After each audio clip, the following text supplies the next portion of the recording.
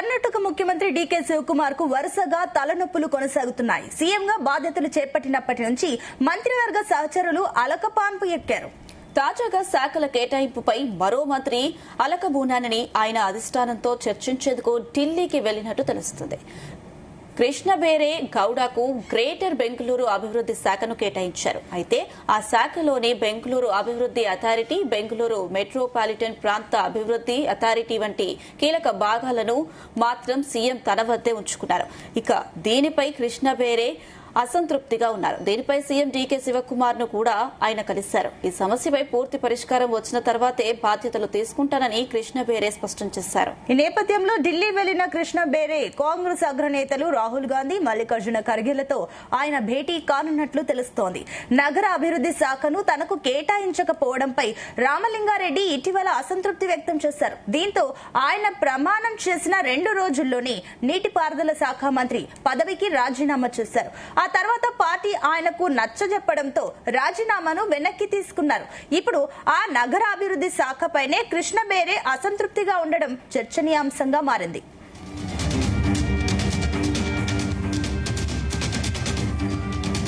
Right, ఇదే అంశానికి సంబంధించి మరిన్ని డీటెయిల్స్ మా చీఫ్ న్యూస్ కోఆర్డినేటర్ రాధాకృష్ణ అందిస్తారు. రాధాకృష్ణ. Good afternoon Sunita. కర్ణాటకలో పవర్ షేరింగ్ జరిగిన తర్వాత ముఖ్యమంత్రి మార్పు జరిగింది. సిద్ధరామయ్య ప్లేస్ లో డీకే శివకుమార్ వచ్చారు. సో ఒక సుదీర్ఘంగా 3 సంవత్సరాల తర్వాత ముఖ్యమంత్రిగా తను అనుకున్నట్టుగానే ముఖ్యమంత్రి పీఠాన్ని కైవసం చేసుకున్నటువంటి డీకే శివకుమార్ కు సో ముఖ్యమంత్రి పీఠం అధిష్ఠించేంత వరకు అంతా బాగే ఉన్నట్టుగా, అంత చక్కగా ఉన్నట్టుగానే, అందరి మద్దతు ఉన్నట్టుగానే భావించినప్పటికీ ఎప్పుడైతే ముఖ్యమంత్రిగా ప్రమాణ స్వీకారం చేశాడో అప్పటి నుంచి మంత్రివర్గంలో తన కేబినెట్ లో సంబంధించి కేబినెట్ కు వచ్చేసరికి మాత్రం రోజుకొక కొత్త వ్యవహారం, రోజుకు కొత్త తలనొప్పి డీకే శివకుమార్ ను చుట్టుకుంటుందని చెప్పవచ్చు.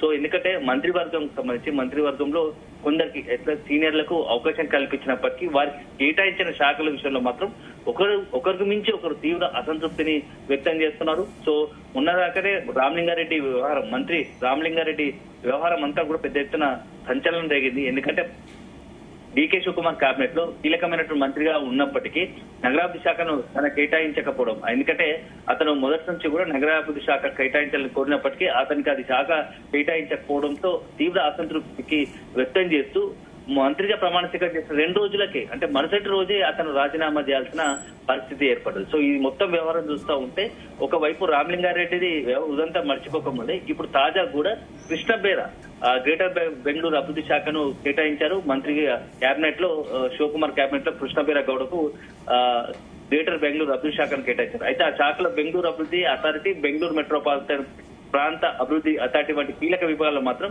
సీఎం డీకే శివకుమార్ వద్ద ఉంచుకున్నారు. దీనిపై కృష్ణబేరా అసంతృప్తిగా తీవ్ర అసంతృప్తి వ్యక్తం చేస్తున్నారు. డీకే శివకుమార్ కూడా ఆయన కలిశారు. ఈ సమస్యపై పూర్తి పరిష్కారం వచ్చిన తర్వాతే బాధ్యత తీసుకుంటారని కృష్ణబేరా స్పష్టం చేశారు. ఈ నేపథ్యంలో సోమవారం రాత్రి అతను ఢిల్లీకి బయలుదేరారు. కాంగ్రెస్ అగ్రనేత రాహుల్ గాంధీ, మల్లికార్జున ఖర్గేలతో ఆయన భేటీ అవుతారు అని తెలుస్తోంది. సో మొత్తానికైతే ఈ రోజు ఆ భేటీ అయిన తర్వాత మొత్తం అతను మంత్రివర్గంలో ఏం కోరుకుంటున్నారు, ఏ శాఖ కోరుకుంటున్నారు, సో మొత్తం ఈ యొక్క శాఖల కేటాయింపు మాత్రం డీకే శివకుమార్ కు ఒక పెద్ద తలనొప్పిగా మారింది. ఎందుకంటే సో సులువుగా ముఖ్యమంత్రి పీఠాన్ని దక్కించుకోవడానికి సుదీర్ఘంగా వెయిట్ చేయాల్సి వచ్చింది. సో ముఖ్యమంత్రి పీఠం దక్కిన మంత్రులు అంతా కూడా సీనియర్. ఎందుకంటే డీకే శివకుమార్ తో ఈక్వల్ గా సిద్ధరామయ్య అంటే సుదీర్ఘంగా రాజకీయ అనుభవం ఉండి అతను మొత్తం కేబినెట్ మంత్రులు అందరి ఎమ్మెల్యేలను కొంత మెయింటైన్ చేసుకోగలిగాడు, అందరినీ తన గ్రిప్ లో పెట్టుకోగలిగాడు. సో డీకే శివకుమార్ మాత్రం పూర్తి స్థాయిలో అధిష్టానం మద్దతుతో ముఖ్యమంత్రి అయినారు. సో వాళ్ళందరినీ కూడా, ఎందుకంటే సరిపాటి అతనికి సమానంగా ఉన్నట్టు చాలా మంది సీనియర్లు ఉన్నారు. సో పరమేశ్వర్ ముఖ్యమంత్రిగా ఉన్నాడు, అట్లాంటి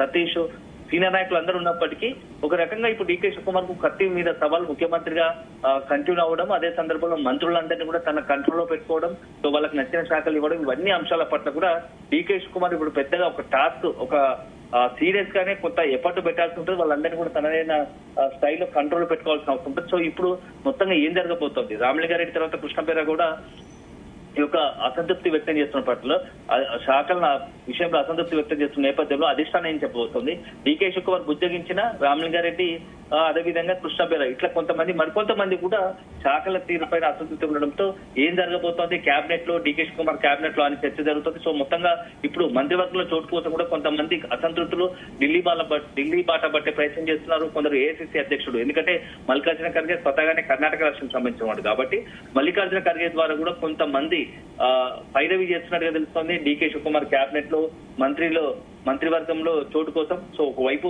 అసంతృప్తంగా ఉన్న ఎమ్మెల్యేలు కావచ్చు, లేకపోతే మంత్రివర్గంలో చోటు కోసం కావచ్చు, అదేవిధంగా ఎవరైతే శాఖల కేటాయింపుపై అసంతృప్తిగా ఉన్నారో అంతా కూడా ఇప్పుడు ఢిల్లీ బాట పడుతున్నారు. సో ముఖ్యమంత్రిగా డీకే శివకుమార్ అయినప్పటికీ సో మొత్తంగా వ్యవహారం మొత్తం మళ్ళా ఢిల్లీకే మారుతోంది. ఒకవైపు మల్లికార్జున ఖర్గే జరుస్తున్నారు, మరోవైపు ఢిల్లీ పెద్దలు కలిసే ప్రయత్నం చేస్తుండటంతో మొత్తంగా ఏం జరగబోతా ఉంది. సో డీకే శివకుమార్ కేబినెట్ పై పూర్తి స్థాయిలో పట్టు సాధించాల్సిన అవసరం ఉంది. సో ఆ తర్వాత ఒక్కొక్కరిగా అన్ని చక్కదిద్దుకున్న తర్వాత, ఎందుకంటే మళ్ళీ నెక్స్ట్ తదుపరి ఎన్నికలకు 2 సంవత్సరాలు మాత్రమే సమయం ఉంది.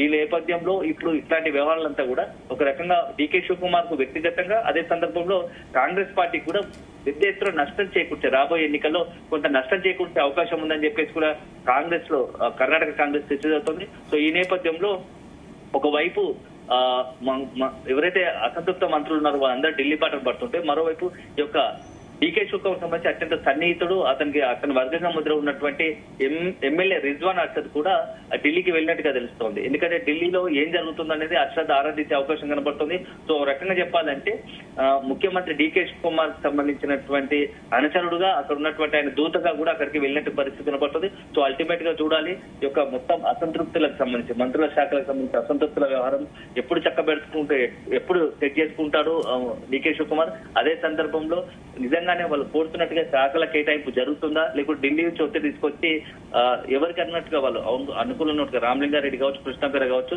తనకు పట్టుబడుతున్న శాఖలను కేటాయించుకునే అవకాశం ఉంటుందా మాత్రం వేచి చూడాలి. సో అల్టిమేట్ గా ఈ రాబోయే కొద్ది రోజుల్లో ఈ మంత్రివర్గానికి సంబంధించినటువంటి తలనొప్పులు కావచ్చు, లేకపోతే ఈ అసంతృప్త సెగలు నిజంగానే చల్లారుతాయా, లేకపోతే మరింత పెరిగి మొత్తంగా డీకే శివకుమార్ కే పెద్ద తలనొప్పిగా మారుతాయనేది మాత్రం వేచి చూడాల్సి ఉంటుంది. సునీత.